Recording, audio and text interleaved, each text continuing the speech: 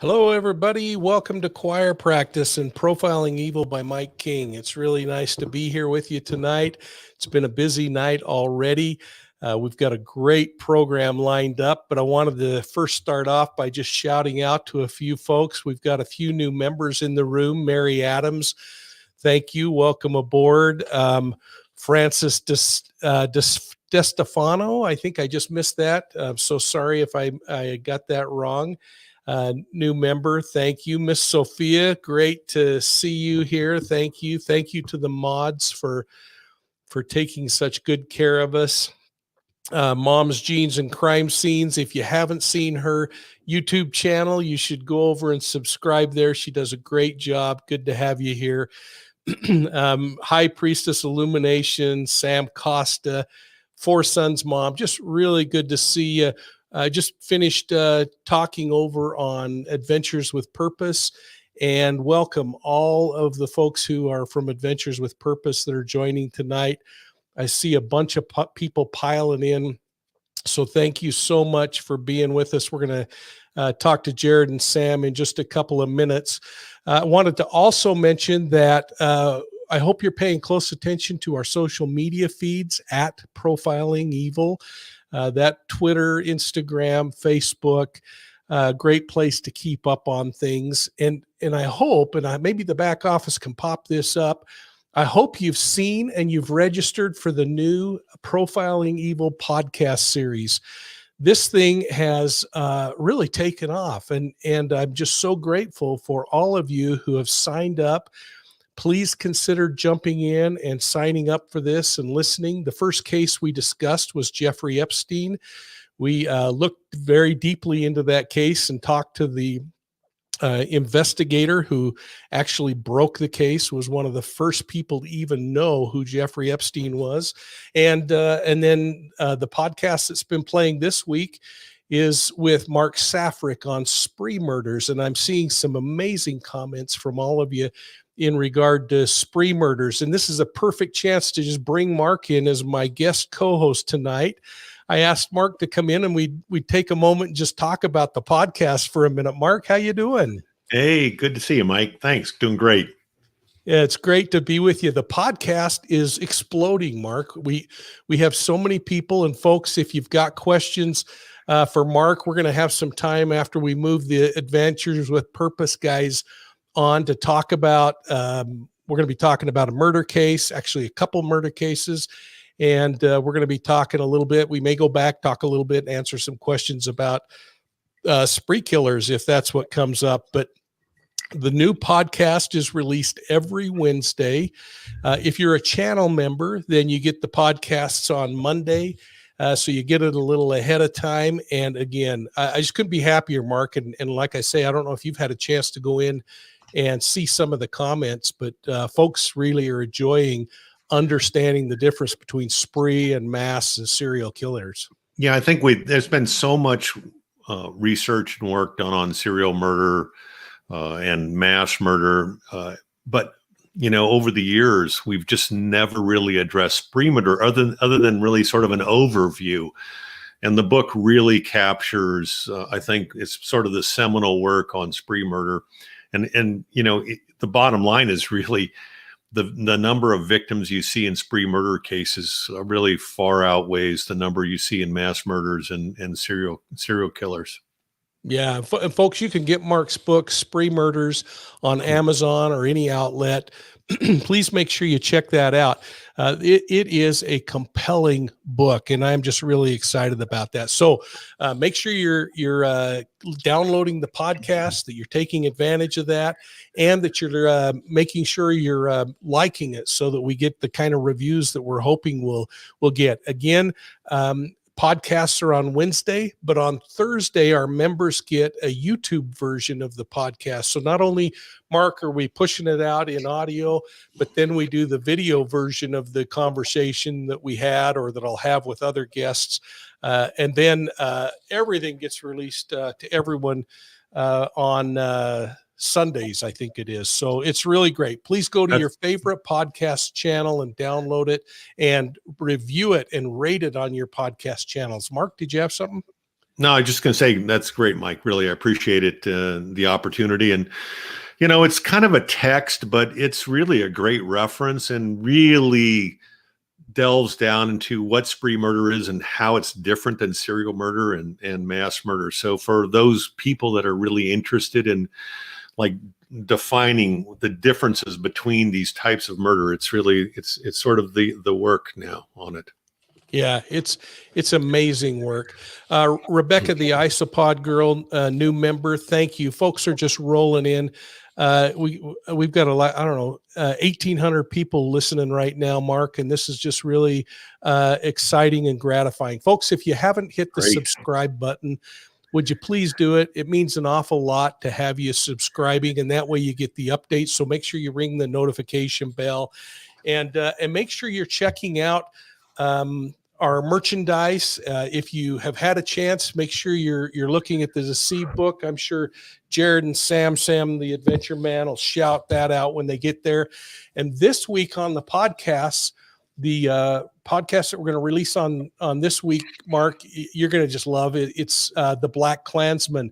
We actually were street cops together, and the officer who actually infiltrated the Klan and got his card from David Duke came on the show. He sent a book, and in the next week, probably next week in choir practice, folks, this is a limited edition hardbound version of Black Klansman with signed certificates, and we picked this up, and we're going to give it away in a drawing next week. So make sure you come back, listen to the podcast, and come back and get that one. That'll be a great one.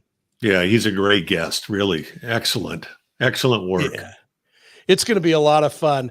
Well, you know what, Mark? We have an amazing guest to get started with, and I'm so excited that you're here to co-host with me tonight.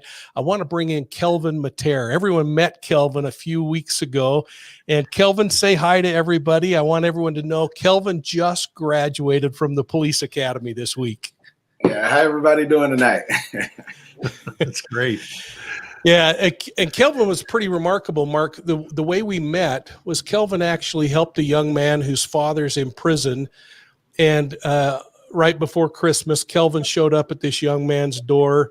He's been kind of mentoring him, making sure he's sticking through with school. He's been working gangs in the city, and this young man was frank with him and said, you know, not going to have much of a Christmas. Dad's in prison, and things aren't going great at home. And this amazing young officer showed up with a pile of gifts and tennis shoes for this young man and changed his life. Yeah. Excellent.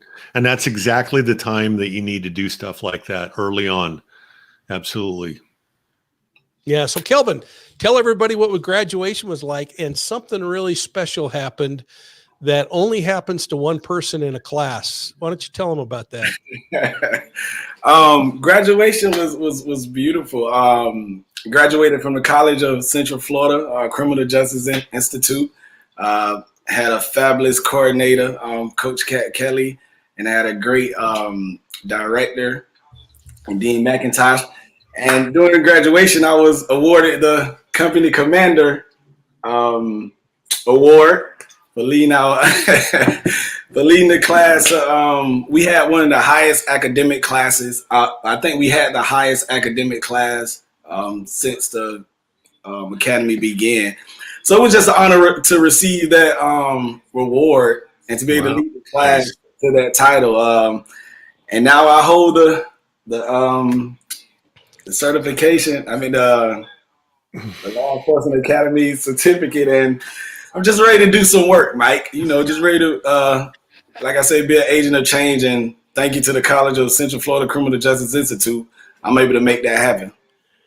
Well, I am sure your family, your loved ones are incredibly proud. Mark, I don't know if you have any sage advice for Kelvin as he jumps in, and when you're done, I'm going to bring in a couple of guys who also wanted to shout you out, Kelvin, because you're going to want to hear about them a little bit. Well, I would say, I mean, I've been there, you know, before I was an agent, FBI agent. I was a local police officer in a local city agency, started in patrol, went to detectives. So I would say, you know, you're going to be with a field training officer for 30 to 60 days. pay attention, because this is where the real work begins. There's a lot of book work in the academy, but there's a lot of experiential work, on the street. And that's, when you combine those two and you really get good at, being on the street and understanding what's really going on, now the real work begins. But you're going to have a great time. Absolutely. And congratulations. I appreciate it. Appreciate the advice. I'm soaking it all in. Yes. Now there undoubtedly will be. Yeah, there undoubtedly will be some hazing, Kelvin. You got to get prepared for it. Like, people are going to turn up all the volume on your radio and your radios, and you're gonna find all kinds of fun things happening with the team. I remember the best piece of advice I got as a rookie officer was be really kind, but don't talk unless you're talked to first. I don't know if that still stands. What do you think, Mark?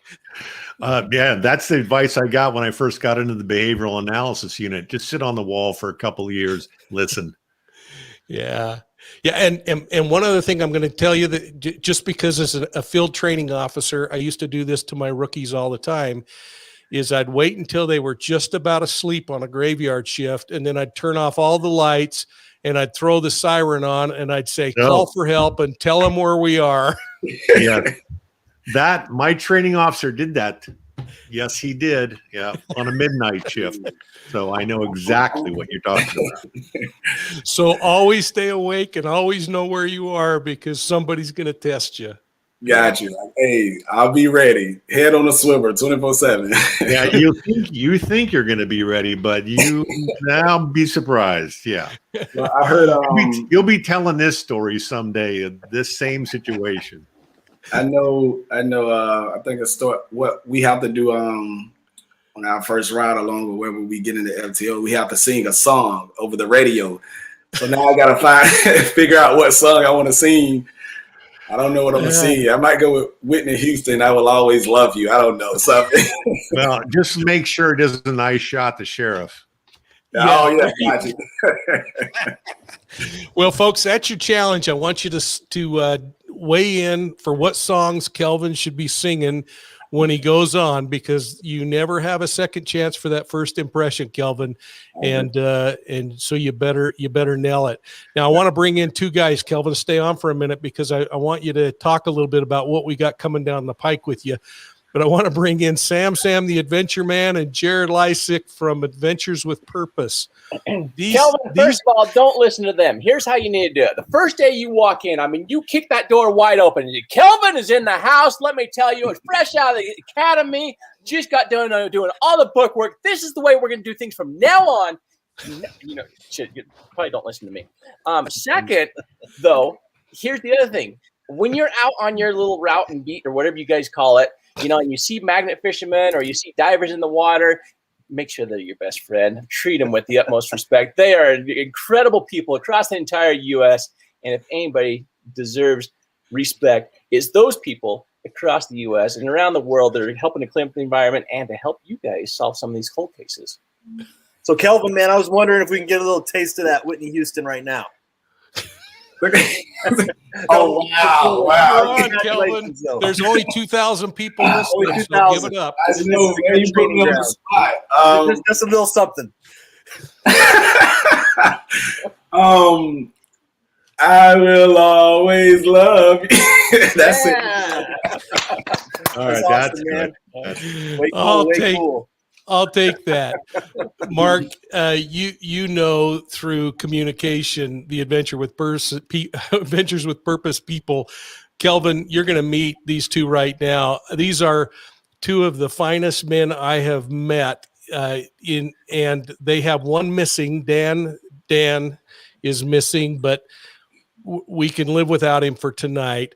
But I want you to know these two came up with this plan to go around, and just a month ago, they went for 30 straight days around 18 different cities. How many cars did you pull out of rivers and lakes during that trip, guys? I think we identified 70 or so in our count, and I think as far as pulling out 18 and a half or 20 and a half, somewhere in there. In Nashville, we did 18 and a half. And then in Texas. We did another 9 in Texas. Another 9 in Texas.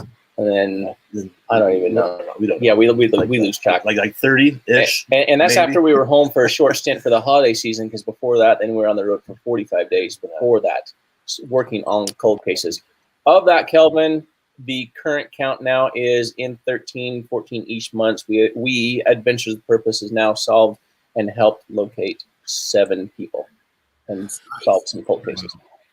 So that's pretty remarkable. 7 bodies they've been able to locate where no one else has, and bring closure to those families. And Kelvin, one of the things that we have taken on at Profiling Evil is doing everything we can to help law enforcement realize the legitimate work that these two do, so that they're not a barrier to law enforcement, and law enforcement's not a barrier to them when they show up to help a family. Just a few days ago, Jared called me from his boat, and he had, Mark, this was kind of frustrating, actually had some conflict where the police department chased him off the water and told him to leave. He'd already found the vehicle, had a marker on it, and they made him pull the marker, and for an hour and a half, they searched and couldn't find it. And then they ate a little crow while they were eating lunch. What did you do, Jared? No. So the way that went was we showed up at 8:45. They're already on the location. I'm trying to communicate with them as, hey, what's your search pattern? How can we work together? How can we make sure? Because I'm like, the car is going to be right there. And so after a little heated discussion and actually being, shoved, and like with the word shove off at the same time happening, I'm like, hey, listen, I said, you've been on this for 2 days. I said, we're going to come in here. I said, the moment you pull off of it, I said, in less than 30 minutes, I'm going to find it, and I'm going to find it right there. So sure enough, I mean, it was you better stay back more than 500 feet. You can go search other places right now. When we're done out of this area, then you can go ahead and have a look, but you better stay 500 feet back. Otherwise, we might potentially charge you with, hindering or whatever the investigation. Obstruction. So I said, listen, not a problem. I said, the moment you pull off at lunchtime or you get tired and you wear out at the end of the day, I said, I'm still going to be here and I'm going to find that car. So sure enough, here we are about 12:40, and, they float down just far enough that I was able to sneak in there. Did my first pass, I identified it was there. Second pass, there's where it's at. Doug from Elite Towing was in the boat with me. We put a marker on it. We went around, and by marker, I mean a grappling hook. So we actually had our grappling hook on there. I'm like, your car is right here.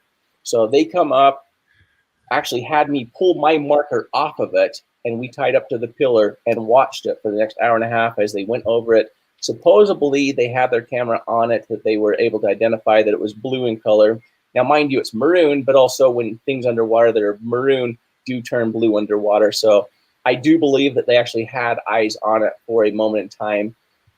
While they were waiting for the dive team, they should have remarked it for the dive team, so when the dive team shows up, the dive team can go straight down on it. So dive team shows up 15 minutes later. So here we are 2 hours now after we have located the vehicle. With that one, dive team, they put in their first and best diver right off the bat, goes in blind, trying to find it, doesn't find it. Put in a second diver, blind, doesn't find it. So here we are now. Now they burned up another hour. So here we are 3 hours in after I actually have the vehicle marked. Somebody from the dive boat comes over and says, who was on the blue boat? And I'm like, I was. They're like, can you tell us where the car was at? I said, let me do you one better. I said, give me 5 minutes. I'll go back out there. I'll identify where it's at, and I'll put my grappling hook back on there, and you can dive straight on the car. And that's what happened. I went out there, put the marker straight on it. They went down on it, identified that Antonio was in the car, put another diver in to assist that one. They weren't able to get him out the driver's window. Those 2 divers came up, switched out divers, and a little after dark that evening, they were able to bring Antonio out through the passenger side onto the dive boat, and they were able to bring him back to shore that evening. So at the end of the day, we did receive an apology at the very end of the day for the way that it was.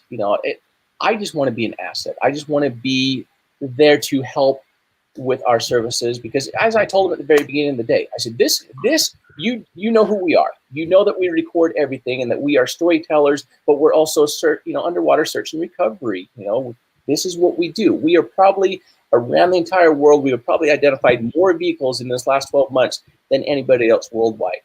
And these are the services that I'm here to offer up. So, like I said, you've had 2 days. Give me 30 minutes.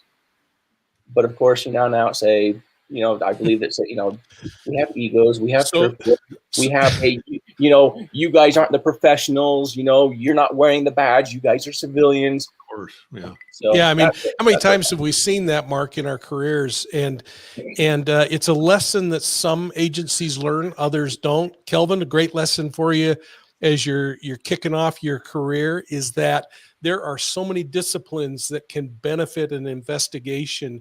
We have to figure out how to become better at it. I don't know what your thoughts are, Mark. Oh, hey, I have experienced exactly the same thing as the FBI coming into a state investigation, a task force investigation on a serial murder case. Their agencies are very protective of their cases, right? And they think that they're doing the right thing and they don't want interlopers. And I'm honestly, I mean, we're both in law enforcement, FBI and state agencies, but I've had that same experience, Jared, where you come in and it's like, why is the FBI here? What are they going to tell us? And, we're here to do a certain task, right? It's a very specific type of task for your investigation, just like Jared, yours is very specific. And they get very protective. And, sometimes, we've basically been asked not to be involved. And so I completely understand that situation. But we're all trying to be a tool in the law enforcement toolbox, right? And there's lots of different tools.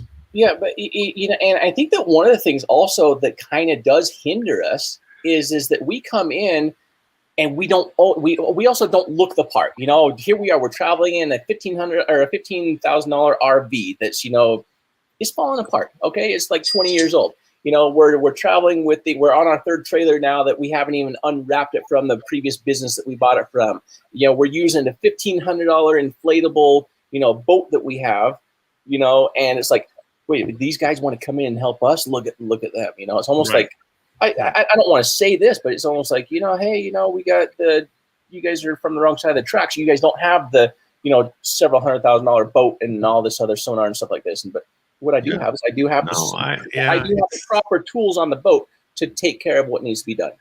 Right. And so it's that pride thing in their investigation and holding it close to the vest. And they just don't want to let anybody come in, even if they really think maybe you could help, they're like, well, we can do this. And I totally get this, and it's unfortunate because, even when we were doing cases, if I didn't have an expertise in an area, I mean, we had third-party experts that we could call in and say, hey, look, we need some assistance in this particular area. I'm not proud. If I need help, if an agency needs help, they should be, reaching out and actually accepting your help. But, it's unfortunate. It's a crazy dynamic. Folks, we're sitting here profiling evil. My special guest host tonight is Mark Safarik, retired supervisory special agent from the FBI. Mark and I became friends. He was a profiler, and we became friends many years ago. We have Sam and Jared from Adventures with Purpose on with us. And we have a really special guest tonight, newly graduated and now full-blown police officer, Kelvin Mattair from the Gainesville, Florida Police Department. Kelvin, before we kick you off the island here, I want you to tell people what we got up our sleeve with you and your police department and profiling evil. Well, we're going to be doing a rookie year series. So I will be giving you viewers a 30-day notice, whatever we decide to do. You're gonna go behind the scenes with me with the Gainesville Police Department and a day in the life of a rookie. So stay tuned. Hopefully I get some good footage for you. And I'd like y'all to join me on this ride that we better go on. I think that part of the hazing, I mean, he's going to be like, handcuffed in the back seat for hours on end, and no food, no water. I mean, I don't know what's going to happen to him, but it's going to be good. I'm going to look forward to seeing this series. Yeah, we got to watch to find out. That sounds awesome. I guarantee in that first month, he's going to witness domestic violence. He's going to witness homicide. He's going to witness stabbings and shootings. This, Mark, you and I have talked a lot about this. This is not this is a young man's sport now. Law enforcement, it's a lot different than we even when we started in our careers. And Kelvin, I number one wish you Godspeed as you go on this thing, that you make sure that you are wise and that you're always paying 100%, because you're going up against formidable foes, and yet you're the kind of person that's going to win hearts over, and you're gonna bless families' lives because you're going to solve crimes. Thank you. A couple of recommendations. When I started as a patrol officer, on my citation book at the top, we had the dyno labels at the time. I had typed on a dyno label that I put on my cite book. It said, "This may be the one." So you always want to be aware. You can't let your guard down on a car stop. This may be the one. Always remember that. And the first time you get in a foot pursuit, you're going to think that you're in good shape. But let me tell you, after 30 seconds of a foot pursuit, you're going to realize, you know what, I ought to be in a lot better shape than I am now. So, or after I want to hear about these stories later on. Yeah. Mark, that cracks me up, because I'm thinking, Kelvin, we had on the show a few months ago, Mike Miller, who is the officer, Mark, if you remember, that arrested Robert Ben Rhodes. Right. And Mike was talking about that night. This is a good old boy from Arizona. He was in Buckeye, Arizona, when he made the arrest of this prolific serial killer. And he just walked up and climbed up on the side of his 18-wheeler to get some information, and the case unturned. So I love Mark's counsel to you that this may be the one, and you always go out prepared thinking it's just a reminder. Every time you look down to write that citation, you recognize, this may not just be a ticket I'm writing. This may be something else. Gotcha. I appreciate the advice, fellas. I really do. I might just use that on my UTC as well. Yeah, it's well, Kelvin, we're going to look forward to hearing back from you on a regular basis. We're grateful for your chief. We're grateful for the Gainesville Police Department, and we wish you the very best. There is a whole batch of people here that are rooting for you. We've got to get a hashtag of some kind so people can shout you out. Have you figured out what it is yet? Not yet. Give me some time. I got to go and work on my Whitney Houston song as well.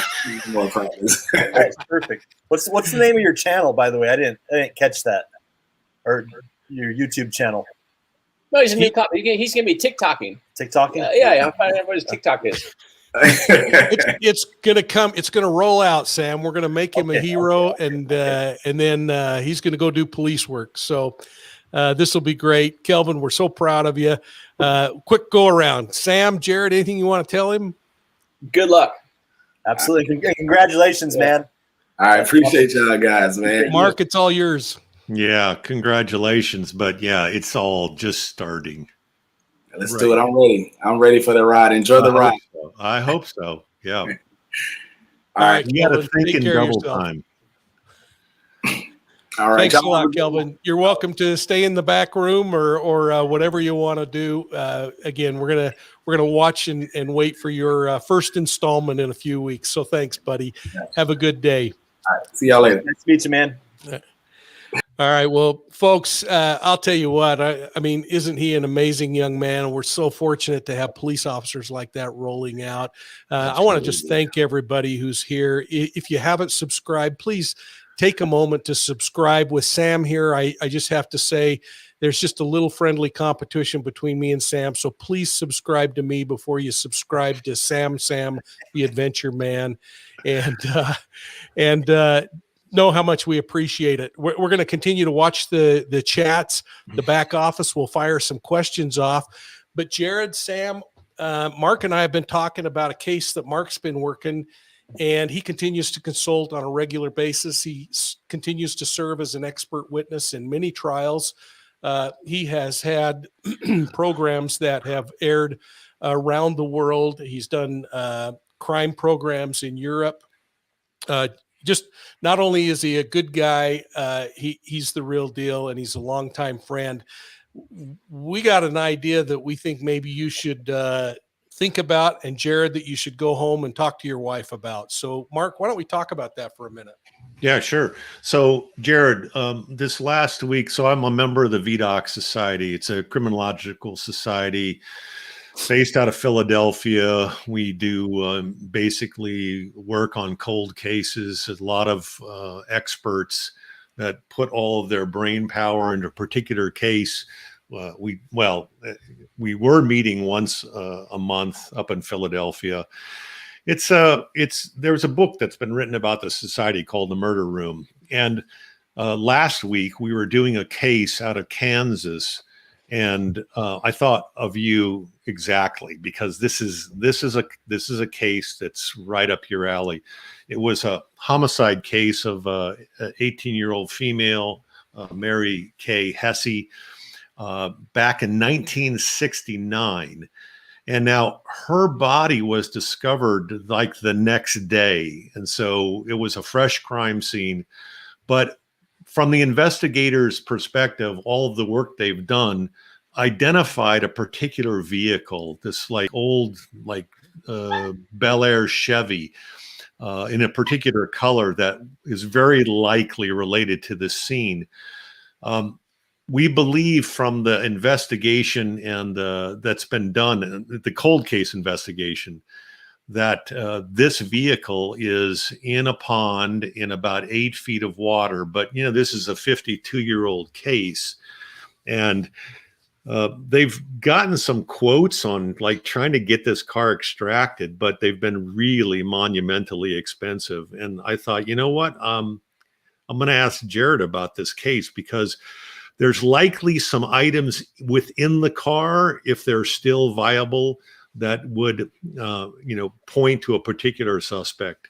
But I think we've got to get the car out. I think they've located the car. It's just actually trying to, figure out how to deal with it, get it out, and then search the items that are within the car. So this is a different case than the other one that I was kind of touching base with Mike on. So we're dealing with two separate cases, because this is not the one that's also could be a potential homicide, that it was identified 15 feet below the silt in a pond. And right. the sheriff this is not that case. Hey, the sheriff is going to drain the pond in order to extract the car. But this is not that case. This is not that case. This is a different case where, we recovered the victim the day after the homicide, but 52 years later, there was a long time when nobody thought they knew where this car was. But in the cold case reinvestigation, witnesses have come forward saying, they saw this guy pushing this car into this lake. They've identified the lake. They think they've identified the car, but they just don't have any way to actually get it out or really, manipulate the vehicle. But they think that potentially there's some good evidence in there that will definitely point, to whose car this is, and to, because they're not really sure that it's the suspect's car, but they think it is. And there's evidence within the car, should be within the car, that would definitely point to the homicide. Okay. So, I guess the first thing is, it's only in 8 feet of water. So how come we haven't put a diver in there to identify that we have a VIN or, the same make and model, and this is our car? I think because after 52 years, it's buried in so much silt that it's really a problem. Right.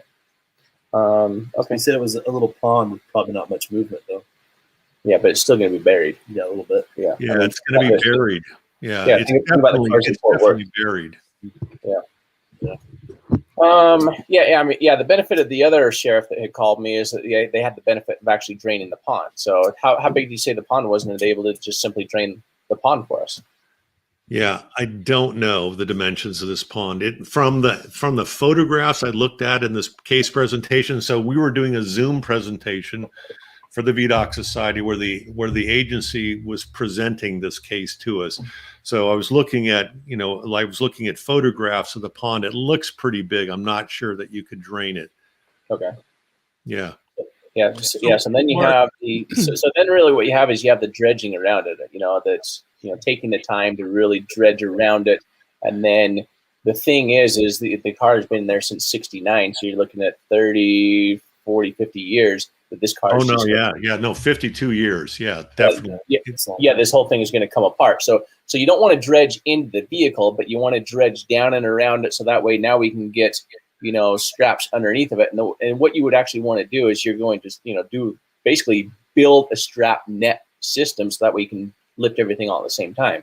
So you're going to run, strap, probably every 18 inches at least, and then put them on some beams, so that way you can just bring everything up at the same time. How far is it from shore?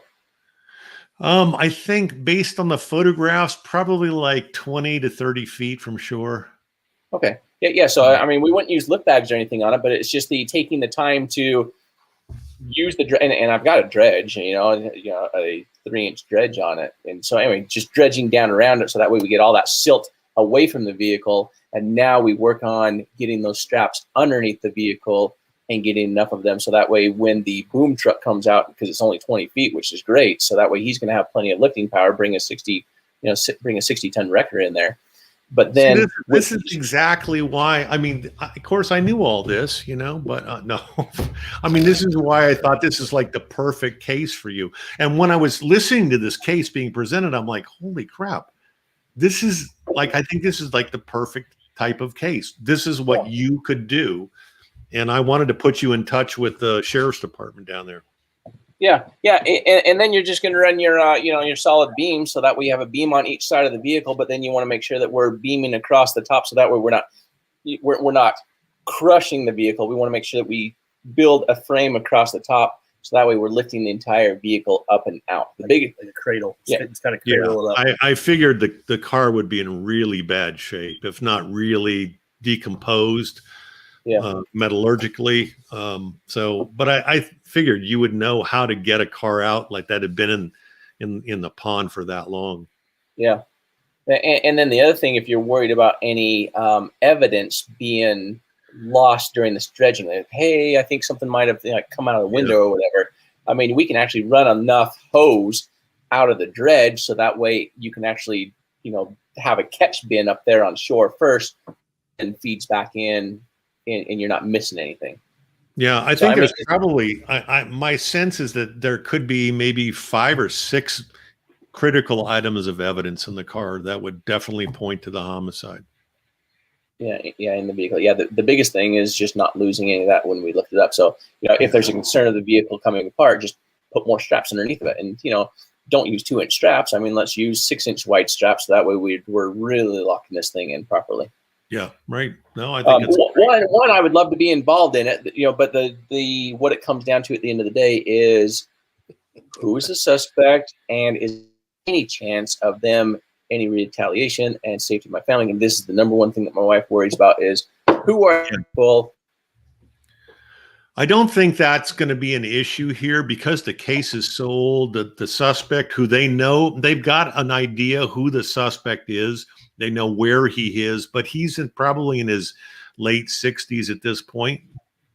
So I don't think he's got to be older. He's got to be older. 52 years ago, right? So he's got to be at least in his late 60s to 80s, right? Late 60s, yeah, because he was a teenager at the time. Okay. Yeah. Okay. So, but I mean, I don't. Some of those, and Mike and I talked about that. I don't think that will be an issue, and they know who this guy is. There's just no evidence. I think the car holds the evidence that, of course, will all have to be examined by the forensic laboratory if it's there. Right? And at the end of the day, too, I mean, there's a lot of people that are involved in this. I didn't find the vehicle. This wasn't my investigation. I'm just simply giving advice on how to. Right. No, they found all you're basically doing is assisting in getting the vehicle out. And then it's up to them to identify evidence, test the evidence, and yeah, exactly. You in a sense then are way in the background on that. Yeah. So the biggest thing is, getting just enough strapping and the beams. They need an expert. See, that's the thing. They need an expert to figure out how to get a vehicle that's been in the water for that long out semi-intact. Yeah. And then you'll also run some straps the lengthwise as well. So I'd probably just say three lengthwise, and then go every 18 inches just to make sure that we're covering everything. We're just creating a big net is what we're doing. Yeah, absolutely. I mean, there's a question here from Foldalops that I think is really important, and that is the statute of limitations on a homicide doesn't expire. So, right. Folks, there's great reason to continue to do this, not only to bring this family some closure, but criminals, homicide suspects should never stop looking over their shoulders. Absolutely. But Sam, it sounds like they actually have a budget for this. We've never been paid to do something like this. What? I don't know. We don't know what that's like. Is there? Yeah. No, there's a budget. I think that the people that they've spoken to before. I don't think they have your level of expertise, and that's I think they were basically people who were like, we can pull a car out of thing, but it's going to cost you this much. Yeah. And I don't think that's what they're looking for. I'm almost thinking my wife would be all right with this. Oh, yeah. So I would just say, hey, bring me hey, Jared, we got this amount of money for you, and regardless. Well, what I think the best way is for me not to be the intermediary, but I put you in touch with the sheriff, right? And then you talk to the sheriff, and so you're getting the firsthand information and all that.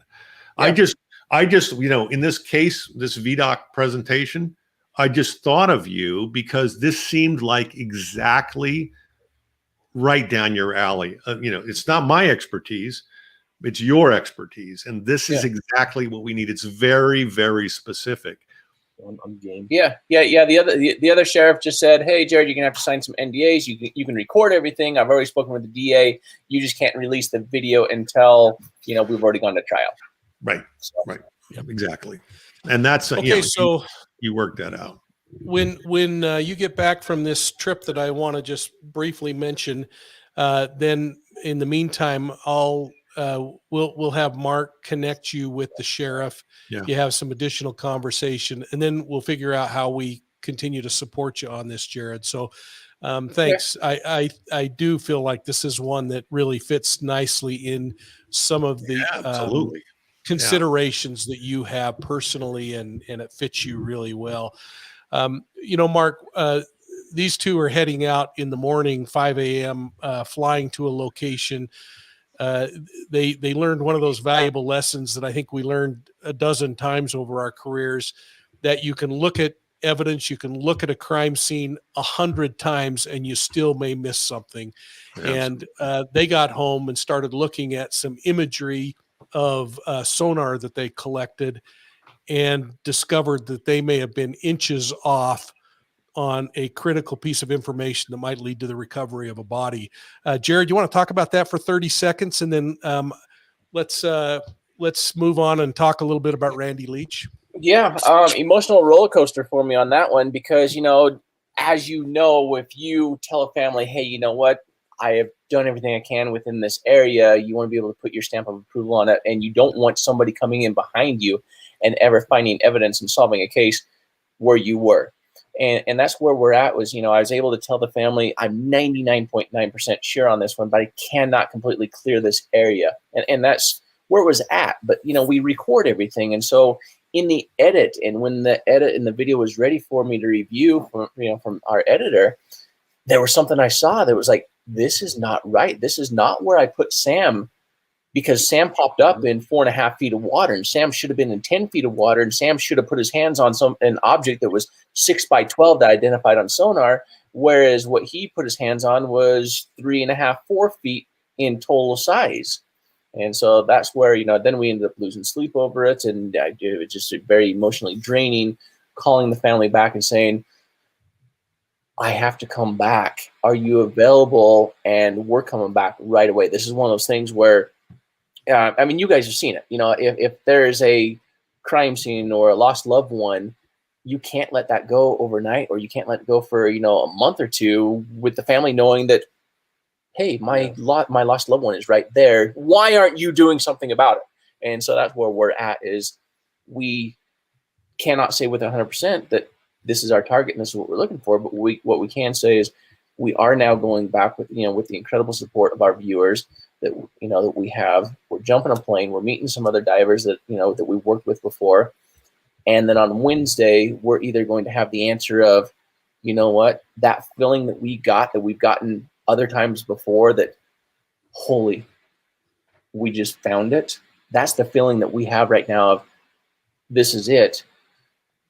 But we also don't want to be wrong for the family either. We don't want to get their hopes up all at the same time. So many emotions are coming into all of this for us, Mark.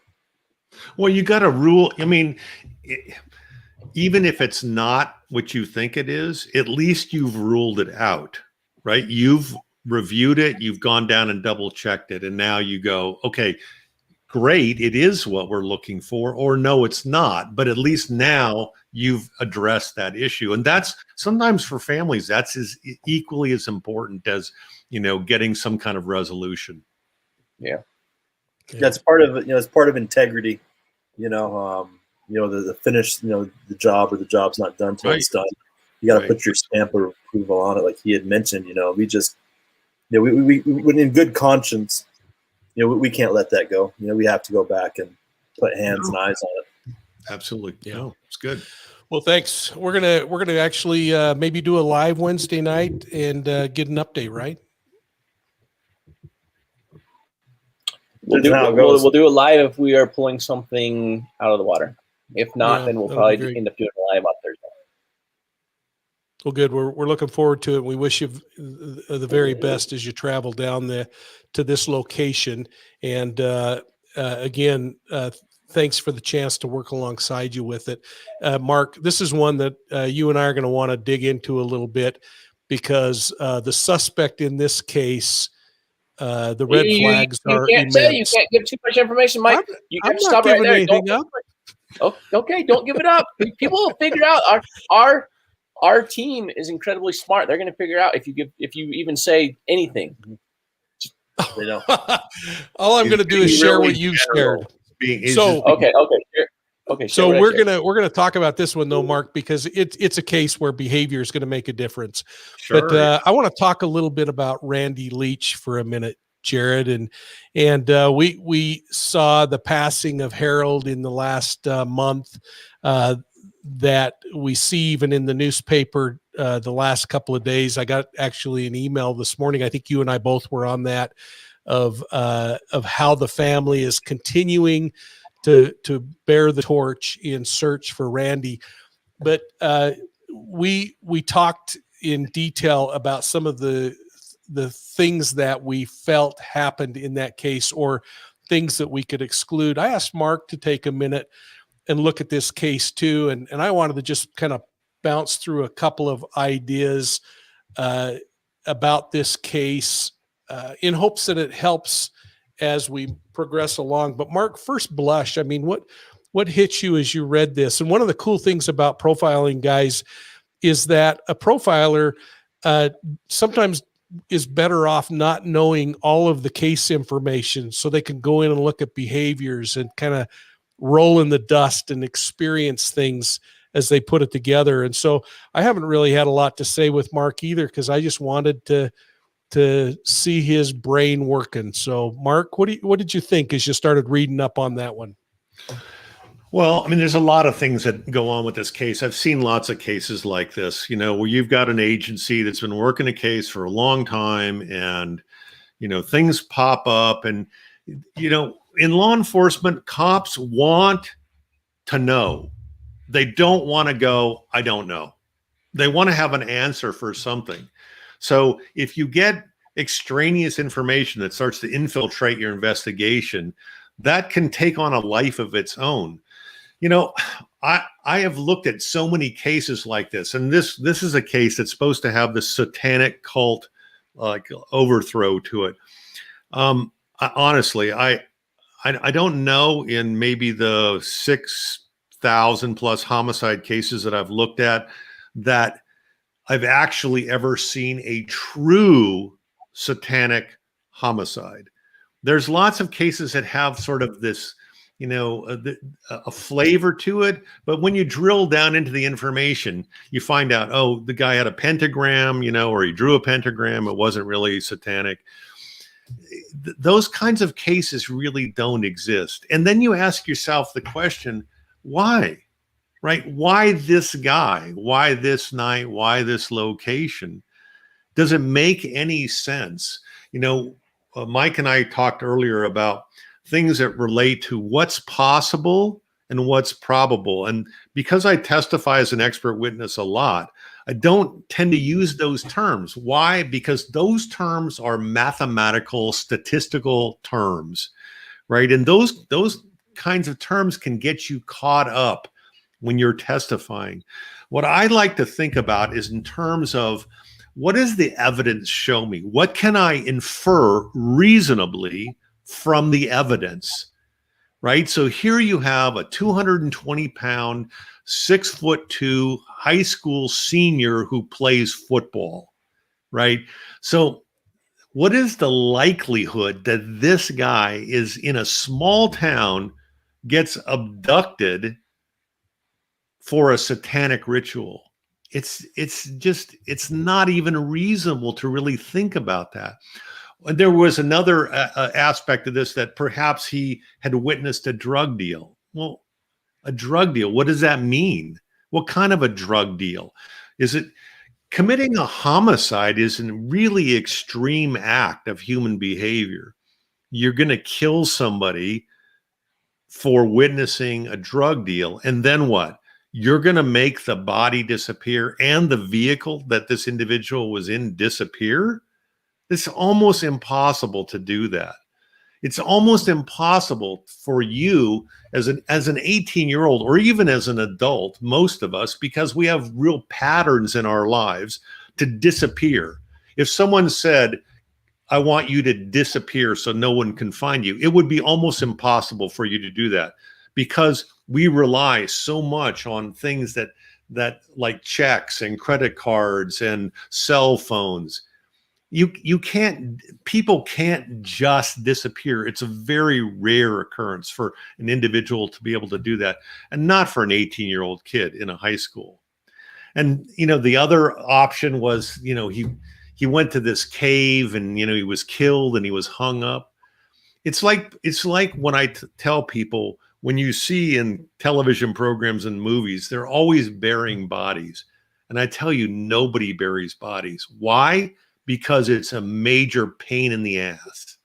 It's really difficult to bury a human body. It takes a lot of effort to dig a big giant hole. And people are lazy by nature, so they don't do things like that. So hanging a 6'2", 220-pound individual, hanging him up, it's just, that stuff just doesn't happen. It sounds good. And then you get people that, these, what people say are, things they heard or things they think they heard, that then become facts. They're not really facts. They're just suppositions. They're guesses. But they become facts for these people. And then they get reported as facts when it's not really a fact. So I'm always thinking about, what are the facts in evidence? What do we really know? What can we really show?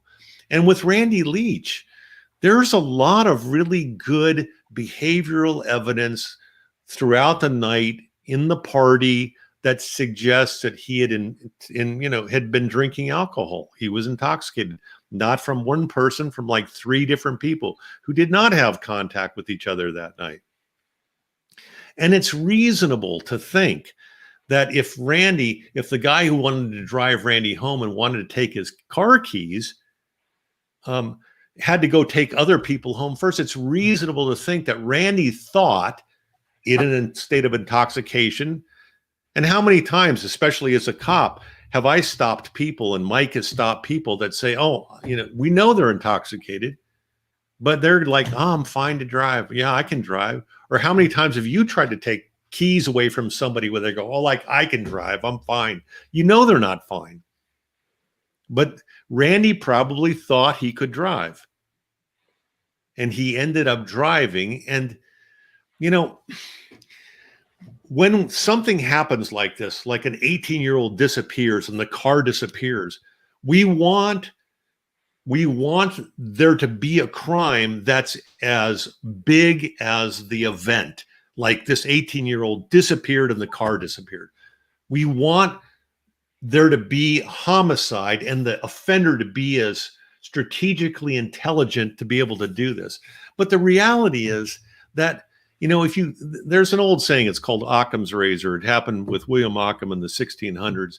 And Occam's razor basically says that the simplest explanation is usually the right one. And another author also said something in a similar way that said, when you hear hoofbeats, don't think about zebras and gazelles. Think about horses and cows. Think about what is the most logical explanation that will explain this. We can have all kinds of really out there theories that, you know, sound great. Yeah, he was taken by a satanic cult and dismembered. But then you're like, well, okay, so all this cult, right? And nobody knew about it. Nobody heard about it. And what did they do with the car? And what did they do with him? And 30 years later, there's not been one scintilla of information about this cult or this drug deal. I'm honestly, people, it doesn't happen. Think about what is the most logical explanation in this. And I think that Randy driving home on the remote roads, understanding he was intoxicated, didn't want to get stopped by law enforcement, ended up driving in pitch black darkness off of the road and into Stranger Creek. I know it's not very glamorous, but the currents were high at that time. There was a lot of rain, and it's completely logical. This is how the car disappears. This is how Randy disappears. It's a tragic event, but I mean, it's probably the most logical explanation by reasonably inferring from all of the evidence, both physical evidence, interviews, as to what happened. It's not very glamorous. Yeah, it's better to think that there's a conspiracy of the sheriff and you know, other people, cultists, but in reality, those things just really don't happen. And that's my experience.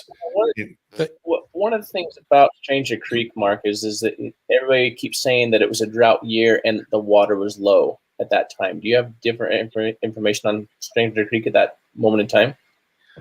From what I've read and what I've heard, a couple things. One is that there had been a lot of rain and the creek was up by 4 inches. There was also a movie called Kansas, in which a car actually went off the road in Stranger Creek and the car sank. See, people didn't think that could have happened, but in this movie, which you can rent, you can actually see that event happening. Also, people didn't think that the railroad bridge, which was downstream from the Stranger Creek bridge, they thought, well, the car would have been stopped. Any car would have been stopped by the bridge abutments in the water. But there was also a car that had gone past that. So I think yeah, let me add, Mark, there's actually another dynamic here. And I think, Jared, we've talked about this, but the Kansas River has created a natural levee or a dam. And so that water, even when it's low, remains almost at a consistent level from the bridge to the Kansas River. And if you remember, I mean, I've had a lot of conversations with the investigators from KBI that managed this case, and they've pulled 3 cars out from there that people didn't think were in the river. So I wonder too, and I know that ice kept you from going this last time, but if there's still a section of water that you guys need to get into and really examine and I don't know, I mean, that far down the river, what silt would do after this many years with a vehicle in the water. What are your thoughts? Well, I'm still leaning towards the accident over Stranger. I really am, you know, because it does make the most logical sense for that accident. We also have, one is, let me just jump back to the movie. They actually did the jump scene at a different section, a different river. So they actually didn't put a car in Stranger Creek there, Mark, Okay. but they called it Stranger Creek. But what we did see is, as you said, there's levees that keep the water fairly consistent, even in low times, that there were some 12 to 15 foot holes in there, which is plenty of room for a vehicle to settle in. And then here we are 32 years later for a vehicle to be completely covered up. So that's what we're dealing with as well. So we need to get a magnetometer into this area to identify, do we have vehicles underneath? Describe that equipment. Describe that equipment, Sam, that we would use in that stretch of the river. Yeah, the magnetometer, we attach that to a drone, and we're able to cover actually a lot of territory. It'll fly over the river, and it will pick up any metal that's in the water or even down in the ground. So it's an incredibly crucial piece of equipment. If there is sand and silt moving in, and the vehicle does get covered, we can still use it to find it. So, and is your plan that the next big trip you make, that will be part of that trip, or what's your thought there? No, I think it'll be kind of a trip on its own, and it's going to be in collaboration with Troy over there at Skyfront and the geometrics, and just bringing everybody together to get out into that location, and let's just knock out a few places in question. Maybe it was down off of 142nd, or maybe it was down off of Golden in another area, because he was trying to avoid and trying to take all the back roads that night. So we don't know, but we do have a couple of locations in question. Do you think you could utilize the talents of a hydrologist? Because a lot of times, the river flows for body recoveries. They look at, how does the river flow? Where are the eddies? How do things move? For that time frame, not now, of course, but I wonder if that's even a worthwhile, No, because here's what I know, Mark. I know that once a vehicle goes in the river, based upon the current, and the car is only getting down so far in the river. Once it settles in, it's like a turtle. It up in, and now silt and sand is going to continue to bury it over time, and it's not moving at all. So I'm not worried about any eddies or anything else. And at those moments, no, I know, not even if you were dealing with at the time, could we find out what type of current was available at that time? We were able to look at the stream gauge. Yeah, we looked at the stream gauge information, but again, as it gets from the railroad bridge to the river, if in fact that's how far west he was and he wasn't on the highway, Mark, then again we have that almost that slack water from a dam of the Kansas River too, don't we, Jared? Yeah. So that creates an interesting dynamic. Well, folks, one of the things that we did is we created the story map. And if the back office could pull that up, the story map's a place where you can go and explore and see the work that Adventures with Purpose has done. We'll add this recording to the story map. It's a living document that as more information rolls out, we put more information in. It includes the area, and it includes the different possible scenarios, and talks through those. And Mark, I really appreciated your insight on this and this fresh set of eyes, because sometimes you look at these cases and you wonder, again, because emotions are so high on what people believe and feel. And who wouldn't blame these families to continue searching? I mean, this is about finding a kid. It's almost not even about what one of the scenarios might have happened at this point. What are your thoughts? Well, yeah, I mean, because I really try to look at these cases objectively. This we know. Randy Leach of rural Leavenworth County vanished in the early morning hours of April. Oh, sorry about that, Mark. Go ahead. Yeah, that's right. My job really, when I look at cases like this is almost kind of like an equivocal death case in a sense, in that, Randy's been gone for 32 years. There's really no reasonable belief that Randy ran off as an 18-year-old, waiting for his, red Mustang that he was going to get for a graduation gift, with no prior history of any mental illness or, suicidal thoughts or anything like this, that he just ran off, and that he's, 32 years later somewhere living, a happy life. It's not reasonable to believe that. It's very likely that he's dead, and he probably died that night.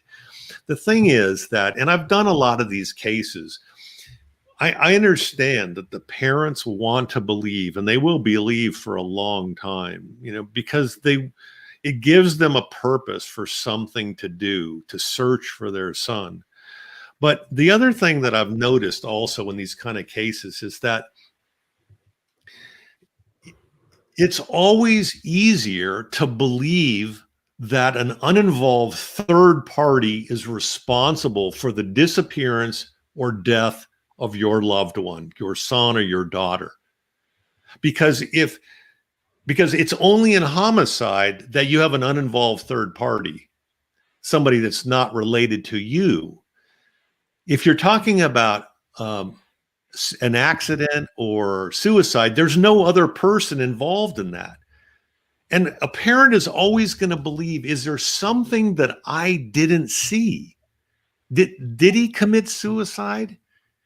Didn't I teach my son that he shouldn't drink alcohol and drive a vehicle? Is it my fault? And that reflection is very hard for parents, especially when they've lost a son or daughter. It's much easier to say, it was a third party. It was a homicide, and I didn't have any control of that. This is much more difficult to say, is there something I missed? Is there something I should have done? Am I at fault? Now, I don't believe in this case the parents would have been at fault at all. I think this is an accident.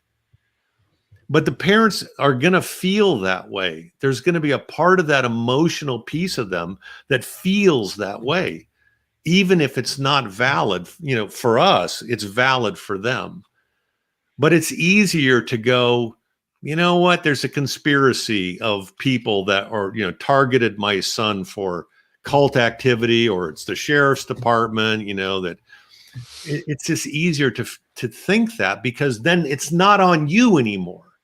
It's not on you. It's on some other person.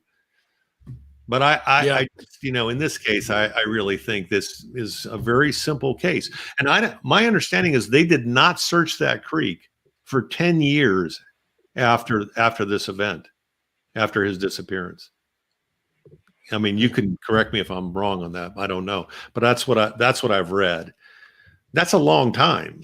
Jared could tell you that's a long time if a car's been in the water for 10 years.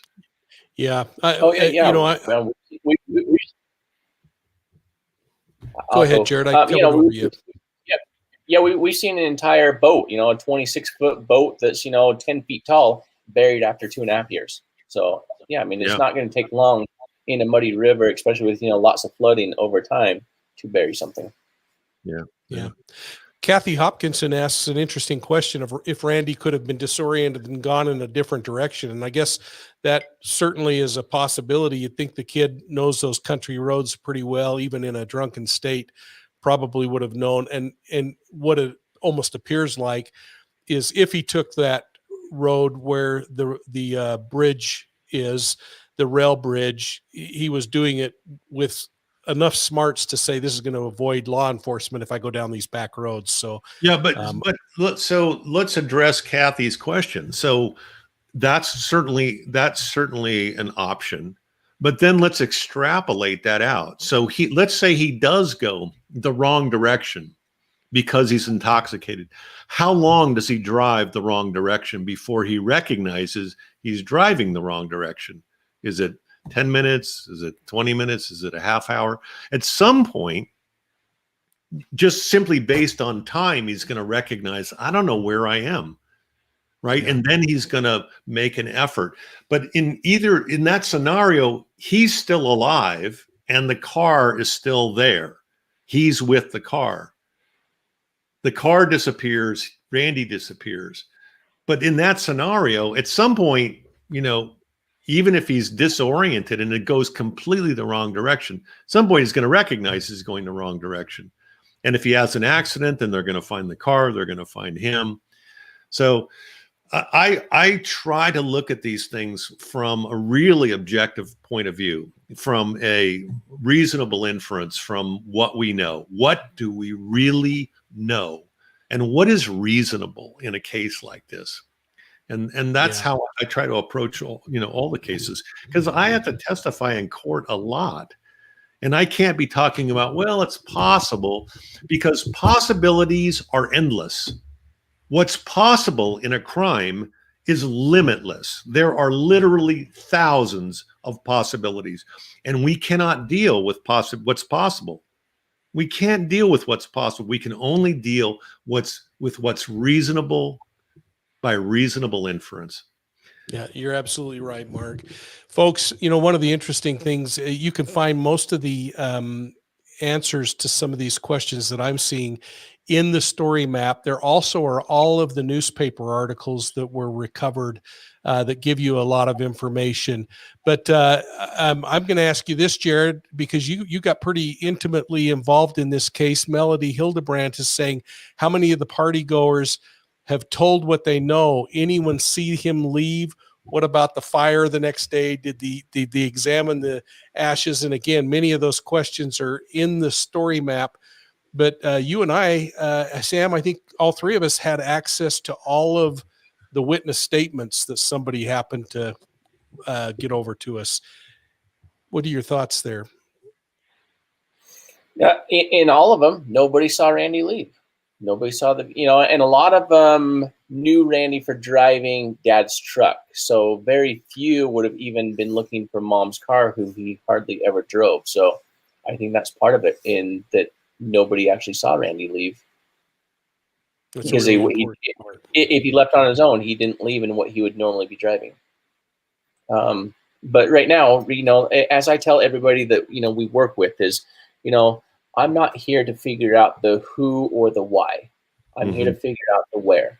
And right now, we have not officially checked off Stranger Creek because we're dealing with 32 years later with mud and silt and the river changing, that we have to check that one off so I can say 100% we've cleared it. And right now, we've cleared it from a sonar perspective, but we've not cleared it from a, hey, let's get a magnetometer in there. And it's just a matter of, if we had several $100,000, we'd have our own. But right now, we don't have that. And so we are relying on, the generosity of others working this with us.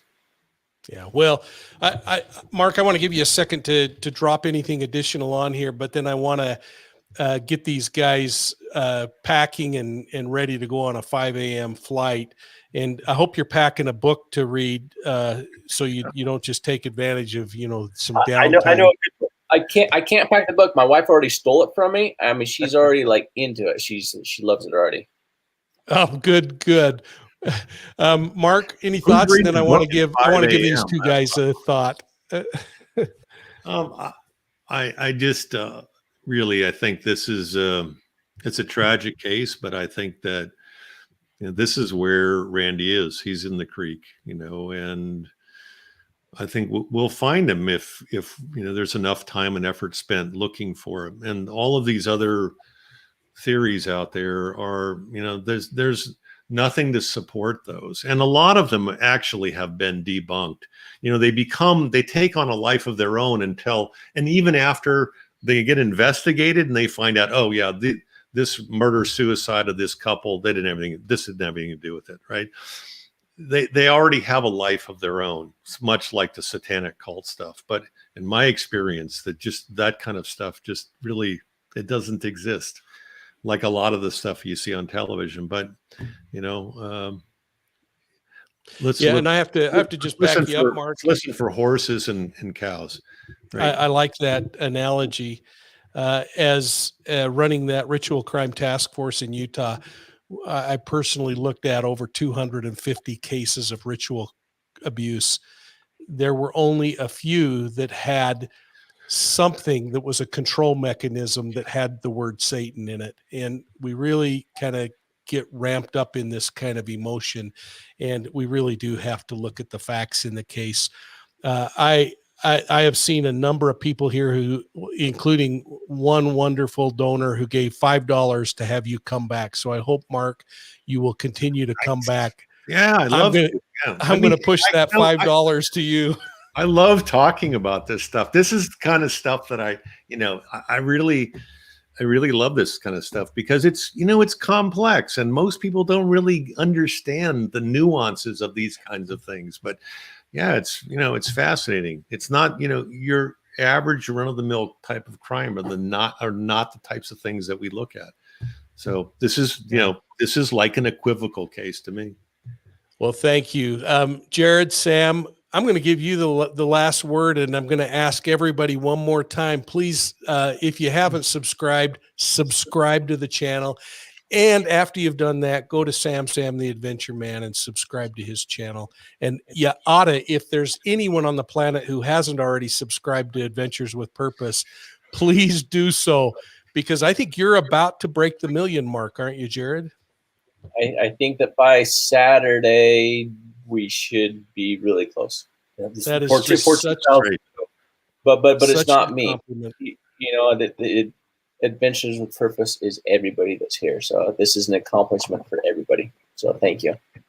Thanks. Sam, buddy, anything for you?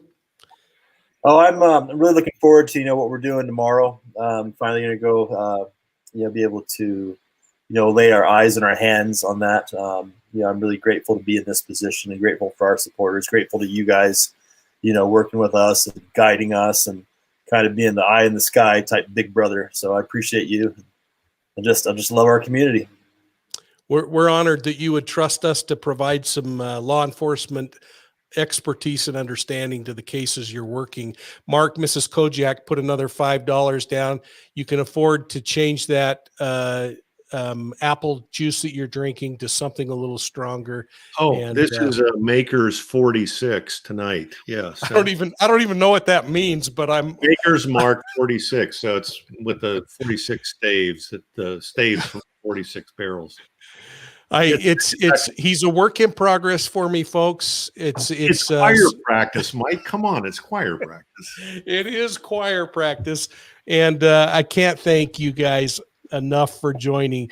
Please shout out the back room, folks. The back office has been working their tails off today, and to all of you who came from Adventures with Purpose to listen in and wish these two good luck as they go out tomorrow to hopefully bring some closure to a family. Thanks for joining us. And again, from all of us in the Profiling Evil family, go check out Profiling Evil podcasts at your favorite podcast supplier or whatever we call that. And if you haven't purchased Deceived, my shameless plug will never stop. Make sure you go out and go to profilingevil.com and pick up Deceived, and know how much we appreciate you guys. Thanks so much, everybody. Have a great evening, and until we see you in a couple of days, all the best. Tony Cardone, thank you so much. We'll even get that to Mark. Thank you. Yeah, have a great night. Thanks everyone for tuning in. Yeah, that's nice to meet you, Mark. Appreciate it. Wait, is he over there? Oh, over there. You gotta look that way. Right there. Yeah, look that. Oh. Yeah, there he is. All right. Bye, Mark. Thanks, guys. All right, bye.